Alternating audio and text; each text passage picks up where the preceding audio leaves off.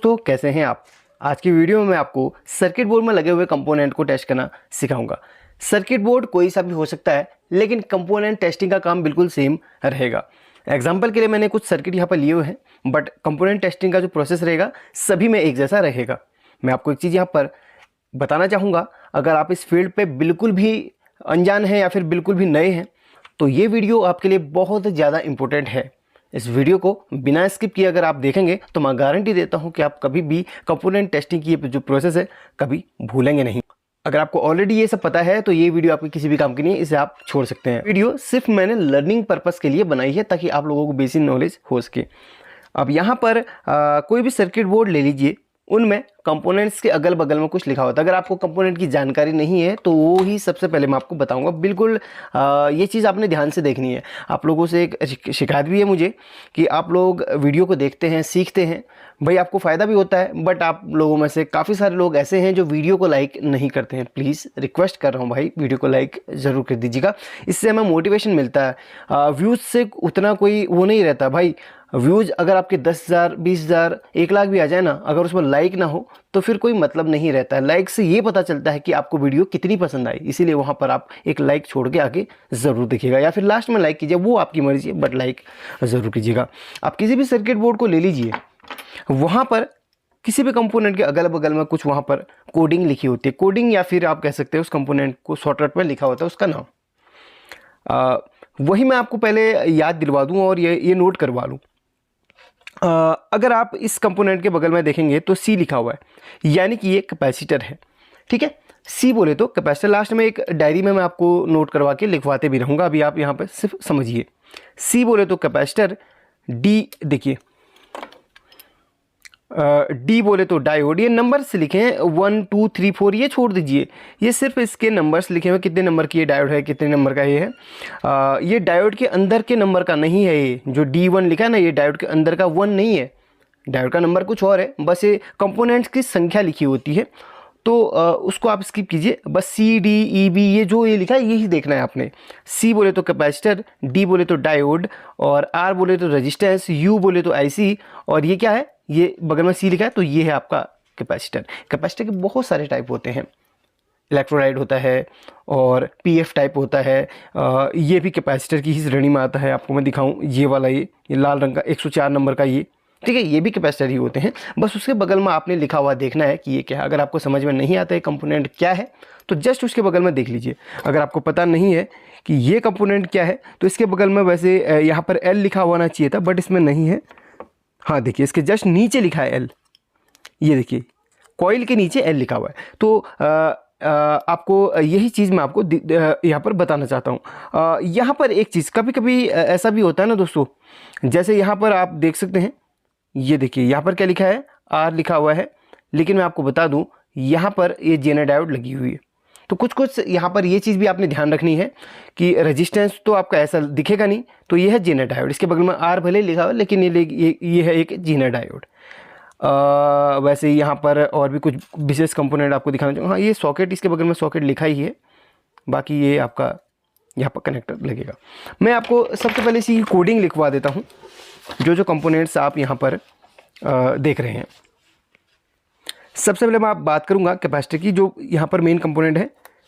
सी बोले तो कैपेसिटर,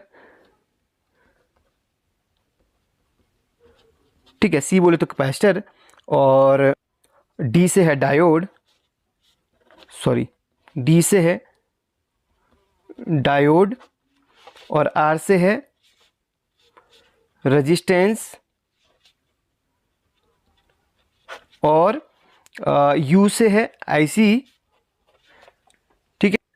और जेनर डायोड के बगल में कभी कभी लिखा होता है ZD, इसका मतलब है जेनर डायोड। एक चीज़ मैं और आपको बताना चाहूँगा, कभी कभी जेनर डायोड के बगल में D भी लिखा हुआ रहता है, तो वहाँ पर आपने ये चीज़ ध्यान रखनी है। और इसमें हाँ, ट्रांजिस्टर, अगर सर्किट में आपके ट्रांजिस्टर लगा हो तो वहाँ पर आपको Q करके डिनोट किया जाएगा,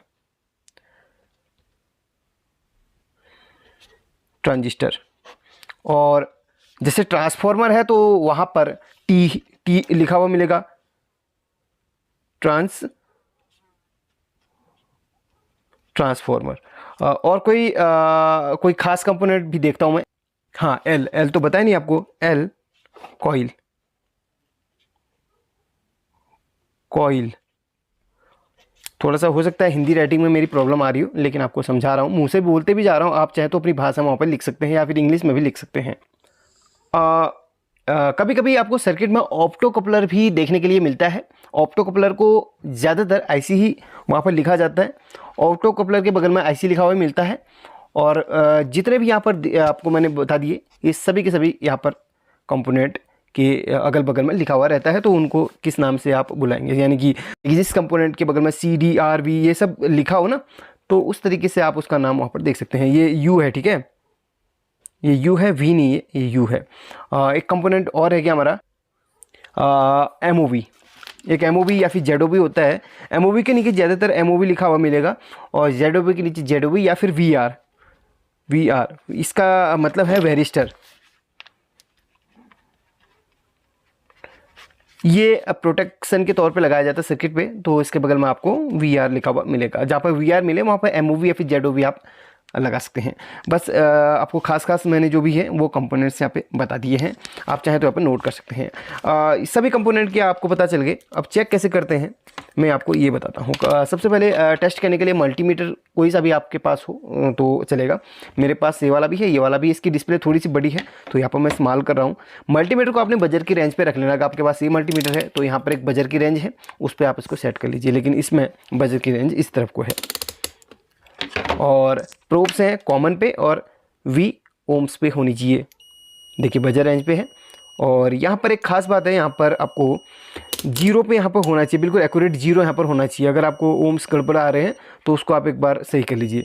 0 पे बिल्कुल होना चाहिए, वरना वैल्यू बिल्कुल गड़बड़ हो सकती है। 0 पे इस तरीके से आना चाहिए।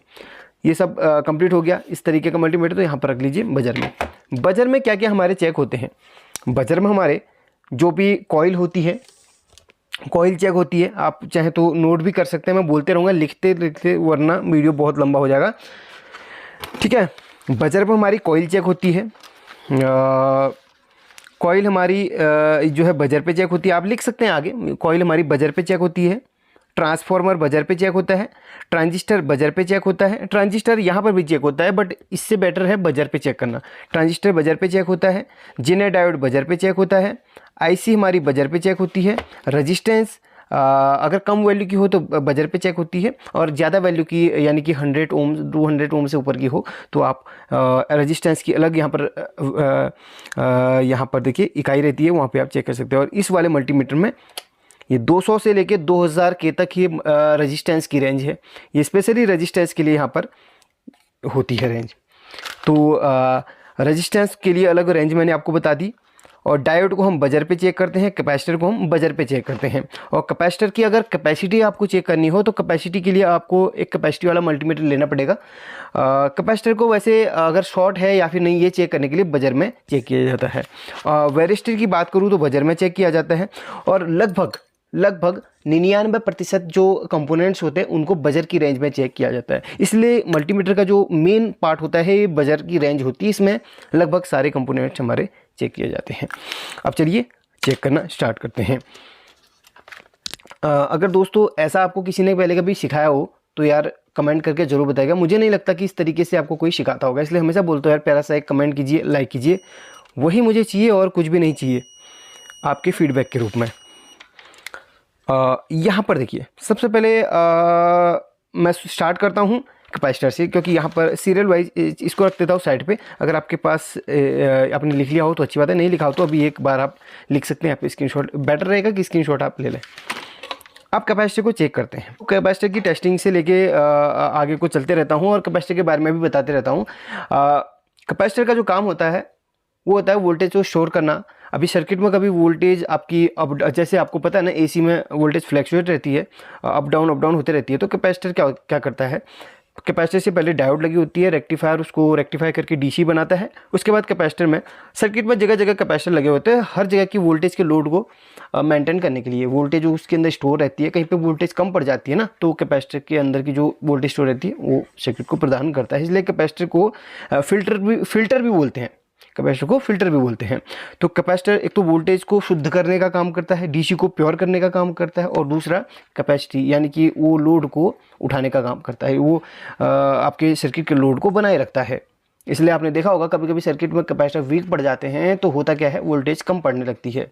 वही होता है, कैपेसिटर चेंज करने से सब कुछ सॉल्व हो जाता है। अब बात करते हैं कैपेसिटर के बारे में, आपको टोटल बता दिया। सर्किट में कैपेसिटर सही कंडीशन में होते हैं तो वहाँ पर आपको कैसी कंडीशन देखने के लिए मिलेगी मैं आपको बताता हूँ। ये एक चलिए इसे मैं चेक करता हूँ, किसी में भी चेक कर लेते हैं हम। जैसे एक कैपेसिटर है, सर्किट में अगर सही कंडीशन में होगा तो मल्टीमीटर में बजर की रेंज में देखिए कुछ इस तरीके से वैल्यू आएगी। एक फिक्स वैल्यू नहीं रहेगी, घटेगी बढ़ेगी बढ़ेगी, या फिर मैक्सिमम में रह जाएगी, या फिर मैक्सिमम होकर मिनिमम में आ जाएगी। ठीक है, इस तरीके से।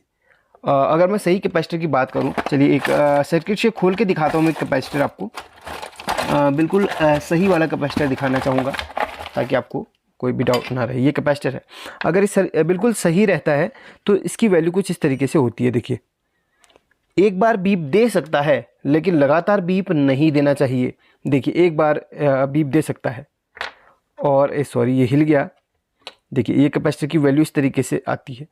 ये देखिए, एक पे आ गया। ठीक है, अब मैं आपको और दिखाता हूँ। चलिए, इस तरीके से देखते रहिए, इस तरीके से, और फिर एक पे आ जाएगा। फिर इसको उल्टा करता हूँ, देखिए बीप मारी, उसके बाद वोल्टेज सॉरी इसकी जो वैल्यू है वो घटी बढ़ी, उसके बाद एक में आ गई। ये बिल्कुल सही कैपेसिटर की पहचान होती है। अगर किसी कैपेसिटर की दोनों लेग पे लगातार आपको इस तरीके से बीप मिल रही है, लगातार बिल्कुल लगातार रुक नहीं रही है, और वहाँ पे 0000 लिखा हुआ आ रहा है, तो वो कैपेसिटर आपका बिल्कुल ख़राब है और शॉर्ट है। ठीक है, शॉर्ट है वो। तो मैंने आपको बता दिया सही और ख़राब कैपेसिटर की पहचान। जैसे यहाँ पर सर्किट में बहुत सारे कैपेसिटर लगे हुए हैं, मैं उनको चेक करना चाहूँगा। तो देखिए, सर्किट में लगे लगे यहाँ पर इस तरीके से वैल्यू बता रहा है। अगर आपको मैं यहाँ पर दिखाऊँ 572 बता रहा है, उसके बाद एक नहीं आ रहा। सर्किट में जब आप लगे लगे किसी भी कंपोनेंट को टेस्ट करते हैं तो वहाँ पर बहुत बड़ा डाउट आ जाता है, क्योंकि सर्किट में पूरा ये सभी कंपोनेंट से मिलकर सर्किट बना होता है। तो ये कैपेसिटर किसी और कंपोनेंट की वजह से भी कभी कभी शॉर्टिंग दिखाता है। कभी कभी यहाँ पर आपको एक चीज़ बता दूँ, अगर आप किसी भी कैपेसिटर को चेक कर रहे हैं सर्किट में, अगर वहाँ पर वो लगातार बीप मार रहा है तो इसका मतलब ये नहीं कि आपका कैपेसिटर ख़राब है। कैपेसिटर सर्किट में पैरेलल पे लगा हुआ रहता है, कभी कभी वो आईसी और डायोड्स की वजह से भी वहाँ पर शॉर्ट बताता है। इसलिए हमेशा सर्किट से किसी भी कंपोनेंट को निकाल के ही चेक करना है, अगर आपको उस कंपोनेंट पे डाउट होता है तो आप बहुत ही आसानी से किसी भी शॉर्टिंग को या फिर किसी भी फॉल्ट को आसानी से पकड़ पाएंगे। तो मैंने आपको बता दिया कैपेसिटर की वैल्यू किस तरीके से वो दिखाता है, बस शॉर्टिंग नहीं देना चाहिए कैपेसिटर के बारे में। अब करते हैं रेजिस्टेंस की बात। जैसे कि सर्किट में, वैसे सर्किट में लगे लगे आप रेजिस्टेंस को चेक कर सकते हैं। रेजिस्टेंस ज़्यादातर सीरीज में लगे हुए रहते हैं ज़्यादातर। तो जैसे ये रेजिस्टेंस है, चलिए इसकी टेस्टिंग करके दिखाता हूँ, यहीं पर पता चलेगा कि इसकी वैल्यू क्या है। सबसे पहले आपने बजर मोड में चेक करना है। बजर मोड में अगर एक्यूरेट वैल्यू नहीं आती है तो उसको ऊपर करके चेक कीजिए। जैसे कि यहाँ पर 144 दिखा रहा है, तो अभी भी हम सेटिस्फाई नहीं है कि ये 144 ओम्स का ही है। इसको हम 2 किलो ओम्स पे रखेंगे, 2 के बोले तो 2 किलो ओम्स, तो 2 किलो ओम्स पे रखेंगे। अब देखेंगे इसकी वैल्यू इधर पे क्या बता रहा है, तो ये भी 140 ही बता रहा है। इसका मतलब 140 ओम्स का ये रेजिस्टेंस है, ये वाला रेजिस्टेंस 140 ओम्स का है। अब हम दूसरे रेजिस्टेंस को चेक करेंगे। देखिए इतने सारे सेक्शन क्यों हैं रेजिस्टेंस के, यानी कि इसमें ही बता देता हूँ इतने सारे सेक्शन क्यों हैं। देखिए, रेजिस्टेंस की अलग अलग वैल्यू होती है। रेजिस्टेंस सर्किट में प्रतिरोध का काम करते हैं। मैं एक चीज़ और आपको बताना चाहूँगा, रेजिस्टेंस की इतनी वैल्यू क्यों होती है, आप थोड़ा सा ध्यान से सुनिएगा। 200 से लेके 2000 किलो ओम्स तक के यहाँ पर क्यों पॉइंट्स दिए गए हैं। हर रेजिस्टेंस की अलग अलग वैल्यू होती है। कोई रेजिस्टेंस यहाँ पर 200 ओम्स से ऊपर की रहेगी तो इनमें चेक होगी, और 2000 किलो ओम्स तक रहेगी तो यहाँ पर चेक होगी। जितने भी ये सेक्शन हैं तक होते हैं। यहाँ पर 200 ओम्स तक की रेजिस्टेंस चेक होगी, यहाँ पर 2000 ओम्स तक की रेजिस्टेंस चेक होगी, फिर ओम्स से ऊपर का जो इकाई है वो किलो ओम्स आ गया। यहाँ पर 20 किलो ओम्स तक की होंगी, यहाँ पर 200 किलो ओम्स तक की, यहाँ पर 2000 किलो ओम्स तक। उसके बाद फिर मेगा ओम भी होता है, इसमें 2000 किलो ओम्स के बराबर 2 मेगा ओम तक की यहाँ पर रेजिस्टेंस चेक होंगी। सिर्फ तक होता है। यहाँ पर 20 किलो ओम्स तक का ही आप चेक कर सकते। उससे अगर 21 किलो ओम्स की है तो आप इधर पे चेक करेंगे। तो मैंने आपको ये बता दिया। अब यहाँ पर इस रेजिस्टेंस को हम रैंडमली किसी भी इसमें रख लिया, 2K पे ही चेक कर लेते हैं। वैल्यू नहीं आती है तो ऊपर को हम कर लेंगे या फिर डाउन कर लेंगे। और देखिए यहाँ पर ये 0 बता रहा है, इसका मतलब ये बहुत कम वैल्यू का है। देखते हैं यहाँ पर, देखिए ये आपका 1 ओम्स की रेजिस्टेंस है, यानी कि एक फ्यूज के लिए यहाँ पर इस्तेमाल करी गई है, एक एज ए प्रोटेक्शन। चलिए एक को और चेक करना चाहूँगा मैं यहाँ पर, ये हरी वाली को, और मैं थोड़ा सा क्लोज दिखाऊं तो वो बेहतर होगा। चलिए अब चेक करते हैं। यहाँ पर ये 690 बता रहा है, मैं अभी सेटिस्फाई नहीं हूँ, इसको मैं थोड़ा सा बढ़ा के देखता हूँ, 2 किलो ओम्स पे रखता हूँ और चेक करता हूँ। ये यहाँ पर बता रहा है 1.15558 के समथिंग, यानी कि ये 1.1 किलो ओम्स की यहाँ पर रेजिस्टेंस है, क्योंकि यहाँ पर हम के पे चेक कर रहे हैं, 1.1 किलो ओम्स की है। चलिए मैं और बढ़ाता हूँ, अगर इसकी वैल्यू थोड़ा सा अलग आती है तो उसको हम टॉप को मान के चलेंगे। 1.1 बिल्कुल वही, ये 1.1 किलो ओम्स की रेजिस्टेंस है। चलिए ये रेजिस्टेंस को हम यहाँ पे स्किप करते हैं, रेजिस्टेंस को आपको बताया। चलिए एक और चेक करते हैं, आपका थोड़ा सा डाउट और क्लियर करवा देते हैं, ठीक है। चलिए यहाँ पर चलिए इसी को चेक करते हैं। देखिए यहाँ पर 1.78 पे यहाँ पर जाके रुका, यानी कि 1.8 किलो ओम्स की है रेजिस्टेंस है। इसी तरीके से हम रेजिस्टेंस को चेक करते हैं। अभी बहुत सारे कंपोनेंट्स भी हैं, मुझे लगता है कि वीडियो काफ़ी लंबी हो जाएगी, तो इसको 2 पार्ट में यहाँ पर डिवाइड कर देता हूँ। 2 पार्ट पे डिवाइड कर देता हूँ। मैं यहाँ पर सिर्फ एक चीज़ और चेक करूँगा, मैं कॉइल को भी चेक कर देता हूँ, उसके बाद अगले पार्ट में मैं आपको अदर कंपोनेंट दिखाऊंगा। मुझे लगता है कि वीडियो 15 मिनट से लंबी नहीं होनी चाहिए, वरना आपको थोड़ा सा प्रॉब्लम या फिर हो जाएगा। शायद समय का भी सभी के पास अभाव रहता है। मैं कॉइल का बता देता हूँ। देखिए कॉइल अलग अलग शेप में हो सकती है सर्किट में। कॉइल इस तरीके की भी होती है, लेकिन उसके नीचे एल लिखा हुआ रहेगा, यहाँ पर ध्यान से रखिए। ये भी कॉइल है, और यहाँ पर इस सर्किट में ये ट्रांसफार्मर की शेप में है, ये भी इसके नीचे एल लिखा हुआ है। तो काफ़ी लोग इसे ट्रांसफार्मर सोचते हैं, बट ये कॉइल होती है, इसके नीचे एल लिखा हुआ है। मैंने आपको बता दिया, किसी कंपोनेंट को आपने सेटिस्फाई होना, भाई ये कंपोनेंट है क्या, तो उसके नीचे जो कोडिंग लिखी है वो देख लीजिए। ये एल है, ये कॉइल है, ये कॉइल है, और ये भी कॉइल है। मैं आपको दिखाऊँ, ये देखिए इस तरीके से कवर्ड है, इसके नीचे एल लिखा हुआ रहेगा, जैसे कि यहाँ पर कॉर्नर पर देख सकते हैं एल। जो भी कॉइल रहेगी उसके बगल में एल लिखा है, तो ये कॉइल ही है। आपको वो किसी भी शेप में मिल सकती है, कॉइल बहुत टाइप की होती है, इसलिए आप इसमें बिल्कुल भी कंफ्यूज ना हो। और कॉइल को चेक कैसे किया जाता है? कॉइल को मैंने बोला आपको बजर के मोड में चेक किया जाता है। कॉइल को बजर के मोड में रख लो, और कॉइल के 2 पॉइंट होते हैं, कॉइल की 2 लेग होती हैं, तो दोनों लेग पे आपको इस तरीके से रखना है, और बजर मोड में आपको उसमें 0 या फिर इस तरीके से बीप सुनाई देगी। और रेजिस्टेंस आपको शायद 1 2 3 भी आ सकती है, लेकिन रेजिस्टेंस कॉइल की 0 आती है और इस तरीके से बीप सुनाई देती है। ये कॉइल के सही होने की पहचान है, ये कॉइल के सही होने की पहचान है। अगर कॉइल में इस तरीके से बीप नहीं आती है तो आप समझ लीजिए आपकी कॉइल ख़राब हो चुकी है, कॉइल को हमने चेंज करना है। हाँ, रेजिस्टेंस का नहीं बताया। रेजिस्टेंस में जैसे कि यहाँ पर देखिए वैल्यू आ रहा है, रेजिस्टेंस में वैल्यू आ रहा है, ये तो आपका कम वैल्यू का है। जैसे रेजिस्टेंस में ये कुछ ना कुछ वैल्यू आ रहा है, रेजिस्टेंस क्लियर कर दो बिल्कुल। रेजिस्टेंस का देखिए यहाँ पर मुझे लगता है ज़्यादा ओम्स की है। देखिए जैसे रेजिस्टेंस में यहाँ पर 12 15 16 ये ओम्स की जो लग रही है रेजिस्टेंस, किलो ओम्स की।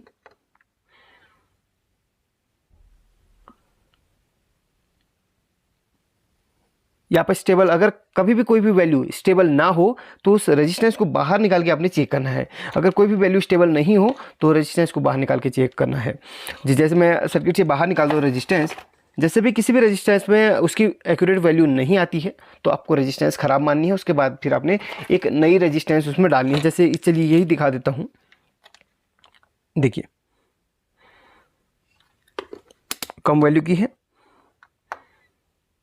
ये आपकी 985 यानी कि 1 किलो ओम्स की है, 985 बता रही है। तो जैसे रेजिस्टेंस की वैल्यू यहाँ पर आ गई, सपोज यहाँ पर ये वैल्यू नहीं आती है तो हमने दूसरे सेक्शन में चेक करना है, रजिस्टेंसी सेक्शन में बढ़ा के चेक करना है, वहाँ पर भी वैल्यू नहीं आती, फिर और बढ़ाना है, फिर भी वैल्यू नहीं आती, फिर बढ़ाना है। ये पूरे रजिस्टेंस के मोड में पूरा हमने चेक कर लेना है। कहीं रजिस्टेंस की किसी भी सेक्शन में रजिस्टेंस की वैल्यू नहीं आती है तो आपकी वो रजिस्टेंस ख़राब हो चुकी है, उसके बदले आपने दूसरी रजिस्टेंस लगानी है। बाकी आपको कॉइल का बता दिया है। जैसे ये कॉइल है, ये 2 कोर वाली है, 2 पार्ट में है ये।